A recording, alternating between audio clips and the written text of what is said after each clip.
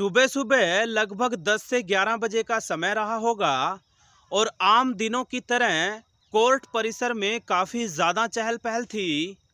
लेकिन आम तौर के दिनों में जो पुलिस बल तैनात होता था उसकी तुलना में आज काफ़ी भारी संख्या में पुलिस फोर्स को तैनात किया गया था।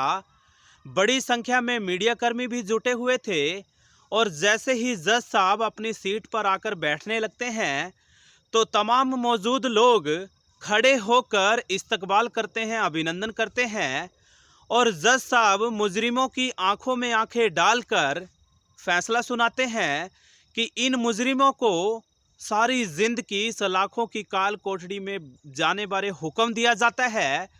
और जज साहब का ये फैसला सुनकर मौजूद तमाम लोग तालियों की गड़गड़ाहट से जज साहब के फैसले का स्वागत करते हैं, अभिनंदन करते हैं।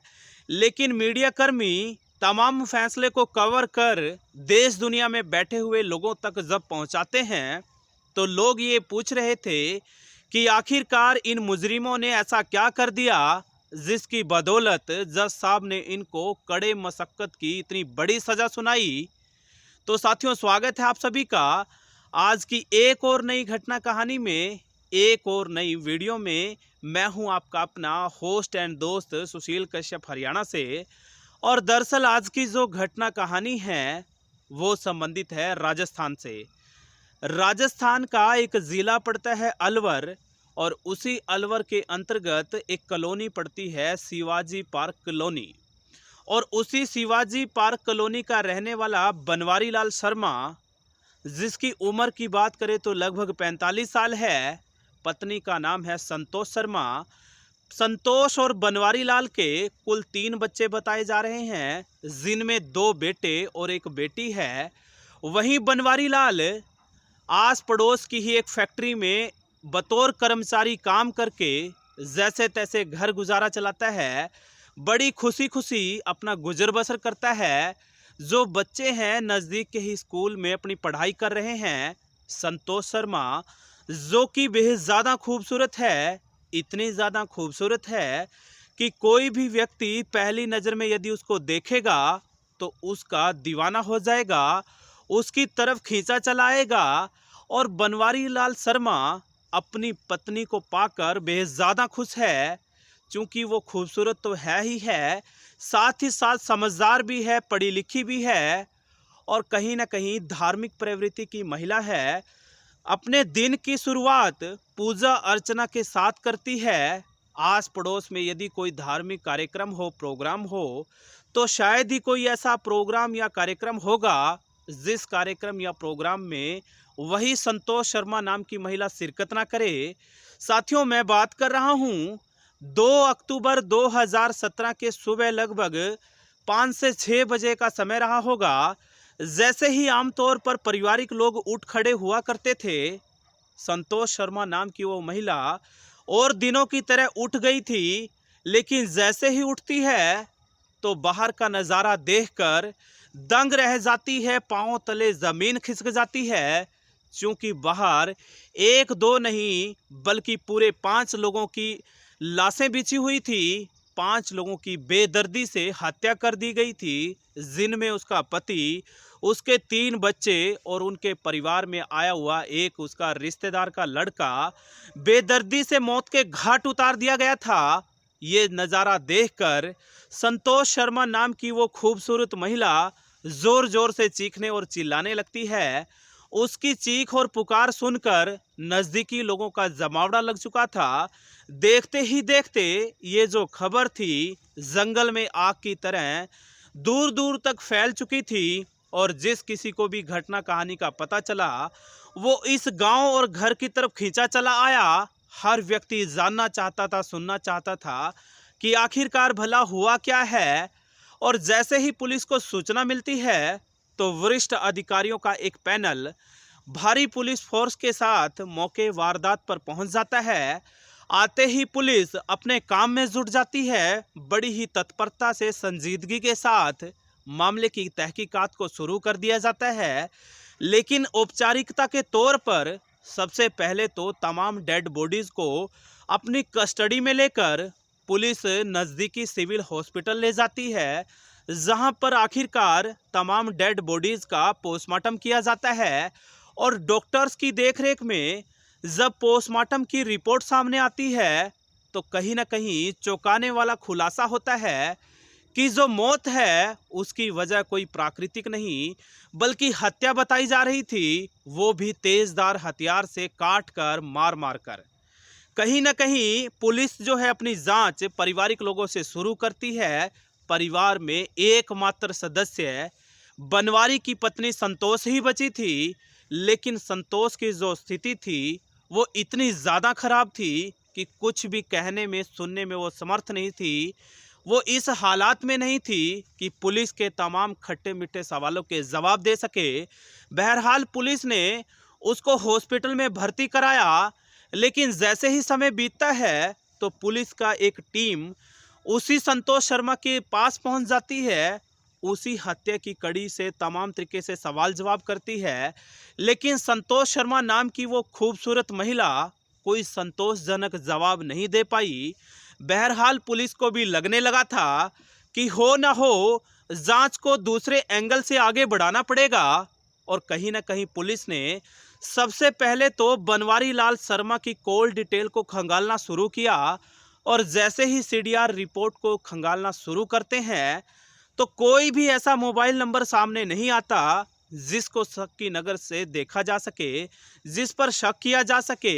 बहरहाल पुलिस का जो शक है रह रहकर परिवार की एकमात्र बची खुची सदस्य संतोष शर्मा पर जाकर रुक जाता है, टिक जाता है।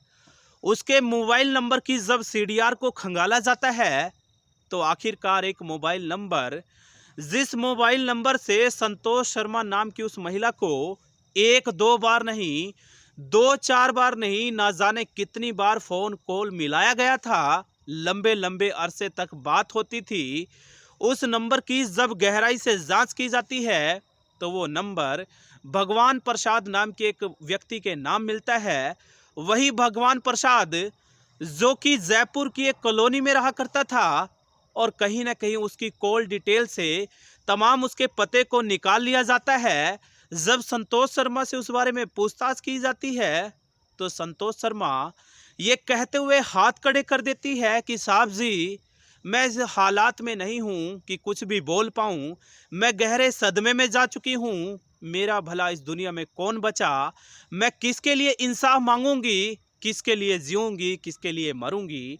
कहीं ना कहीं पुलिस के साथ जिस तरीके से सहयोग और सपोर्ट पुलिस ने उम्मीद की थी, उस तरीके का सहयोग और सपोर्ट संतोष शर्मा की तरफ से नहीं मिल रहा था।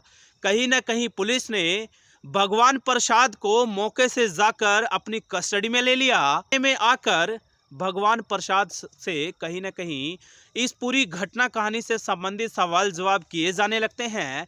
लेकिन पहले तो भगवान प्रसाद तमाम तरीके के मनगढ़ंत कहानी सुनाता है, लेकिन चूंकि पुलिस के ऊपर भी रह रहकर दबाव बन रहा था, पुलिस के लिए भी ये मामला चुनौती बनता जा रहा था। चूंकि पुलिस जो है किसी भी अंजाम तक फिलहाल नहीं पहुंची थी, ना ही कोई ठोस सबूत पुलिस के हाथ लगा था जिसकी बदौलत आखिरकार वो मुजरिम तक पहुंच सके, इस पूरी घटना कहानी में अंजाम तक पहुंच सके।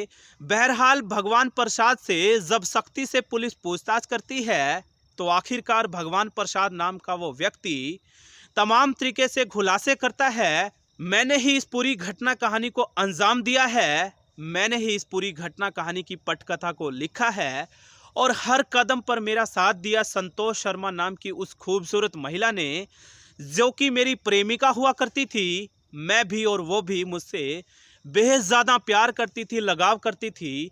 हर कदम हम साथ जीने मरने की कस्में खाया करते थे। और घटना कहानी की शुरुआत कुछ यूँ होती है कि एक दिन मेरी मुलाकात उसी संतोष शर्मा नाम की महिला से जयपुर के एक सत्संग में होती है।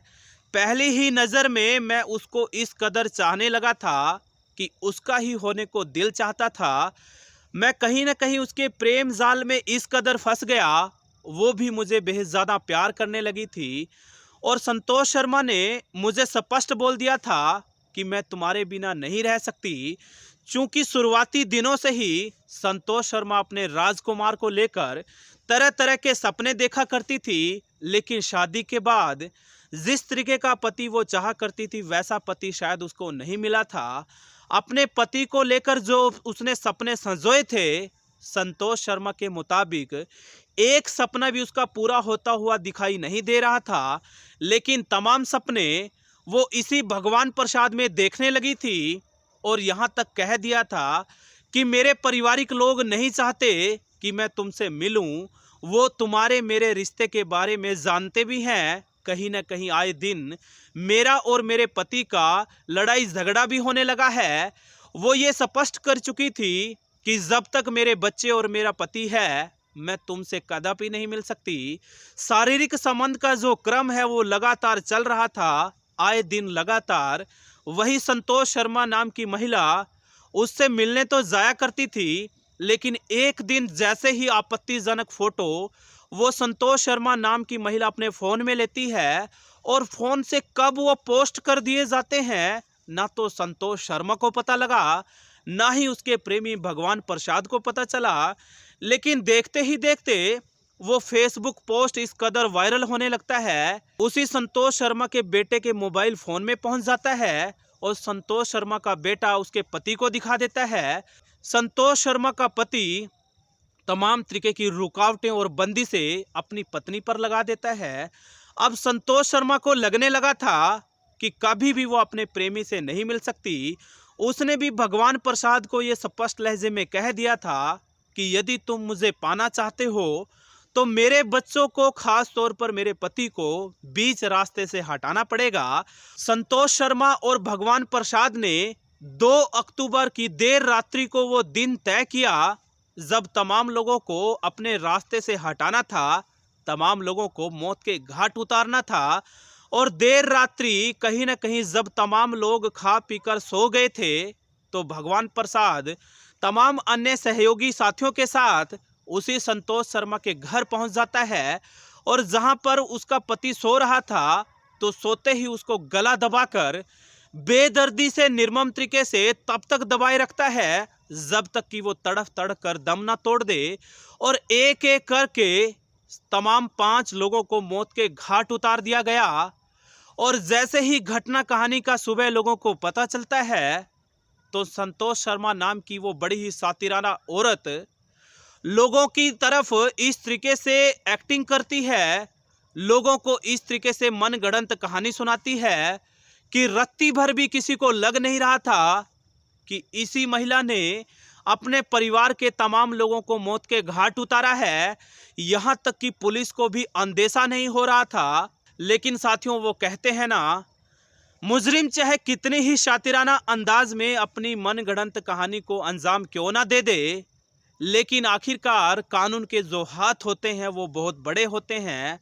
उसकी जकड़ में मुजरिम को आना ही पड़ता है। कहीं ना कहीं सीडीआर रिपोर्ट से ये साबित हो चुका था कि संतोष शर्मा ने अपने प्रेमी के साथ मिलकर तमाम 5 लोगों को मौत के घाट उतारा है। एफआईआर तो बहुत पहले ही दर्ज हो चुकी थी। तमाम संगीन धाराओं को जोड़कर मामला नामजद कर लिया जाता है और तमाम सबूतों और गवाहों को मद्देनजर रखते हुए जज साहब एक ऐसा फैसला सुनाते हैं जिस फैसले को सुनकर तमाम लोग जो है कहीं ना कहीं वाह वाह कर रहे हैं, हौसला अफजाई कर रहे हैं, देश दुनिया में नसीहत दी जा रही है। लेकिन साथियों, एक बात तो है, इस घटना कहानी ने रिश्तों को तार तार कर दिया है। लोग समझ नहीं पा रहे कि रिश्तों पर विश्वास करें तो कैसे करें, क्योंकि तरह तरह की घटनाएं लोगों को सोचने और समझने पर आए दिन मजबूर कर रही हैं। बहरहाल इस पूरी घटना कहानी में इतना ही। यदि वीडियो अच्छा लगा तो सब्सक्राइब कर देना। हौसला अफजाई के तौर पर चाहे तो आप हमें शेयर कर सकते हैं, लाइक कर सकते हैं। बहुत बहुत शुक्रिया, आप सब साथियों का आभार, धन्यवाद।